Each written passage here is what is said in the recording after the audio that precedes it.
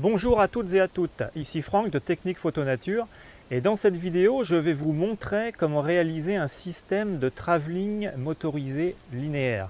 Alors il faut être un petit peu bricoleur, vous allez voir, pour le fabriquer, mais je vais vous donner le principe que j'ai moi-même utilisé dans plusieurs de mes réalisations. La dernière étant un film pour la réserve naturelle de l'estuaire de la Seine, où je devais en fait enchaîner de multiples plans, de multiples travelling pour la séquence finale. Alors le système est donc composé d'une règle de maçon qui est en aluminium. Je vous recommande une longueur de 4 mètres, c'est la longueur maximale d'ailleurs je pense. Vous trouverez facilement cette règle dans les grands magasins de bricolage du style Leroy Merlin ou Castorama. Aux extrémités de cette règle, vous avez donc deux petites poulies. La première est libre comme vous voyez et la deuxième est fixée sur l'axe d'un petit moteur électrique 12 volts.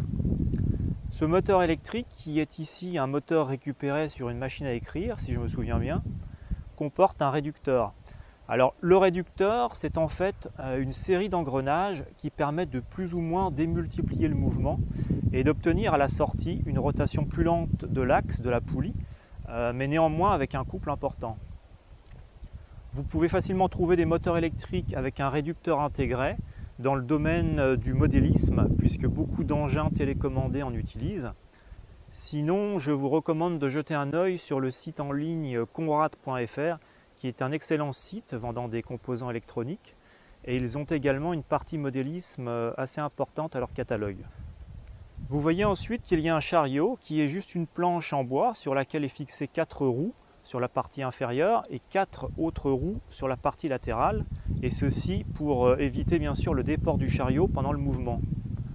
La courroie de transmission est tout simplement une corde à linge qui a la particularité de ne pas être extensible ou déformable, ainsi elle ne se détend pas et c'est un élément extrêmement important. Un tendeur permet d'ajuster la tension de la corde en vissant plus ou moins. Et dernière chose, un régulateur de tension que vous pouvez trouver là aussi sur le site Conrad permet quant à lui de faire varier la vitesse de rotation du moteur et donc la vitesse de déplacement du chariot. Il est facile également d'ajouter un interrupteur inverseur qui permet d'inverser la tension aux bornes du moteur et ainsi de faire fonctionner le travelling dans les deux sens. Vous alimentez le tout par une petite batterie 12 volts au plomb et le tour est joué. Alors l'un des avantages de ce système, c'est que vous pouvez l'utiliser soit en horizontal ou alors presque en vertical, avec une pente relativement prononcée. Ensuite, et puisque c'est électronique, vous avez un mouvement constant de sa vitesse, vitesse que vous pouvez d'ailleurs régler via le variateur. Et pour finir, une fois construit, l'installation est simple et ne vous prend que quelques minutes. Voilà, j'étais ravi de partager avec vous cette autre technique qui permet d'obtenir des images originales et de qualité. Laissez-moi un message sous cette vidéo si vous avez des remarques ou des questions et on se retrouve prochainement pour une nouvelle vidéo. À très bientôt.